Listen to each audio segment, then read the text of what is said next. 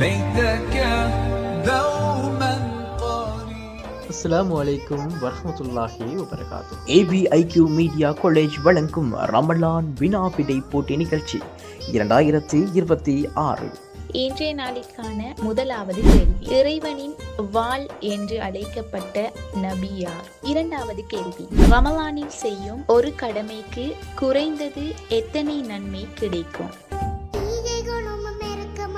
விடைகளை அனுப்ப வேண்டிய தொலைபேசி இலக்கம். விடைகளை அனுப்பும் போது AVIQ மீடியா காலேஜ் என டைப் செய்து உங்கள் பெயர், ஊர் என்பனவற்றுடன் இரவு 11 மணிக்கு முன்பதாக அனுப்பி வைக்கவும்.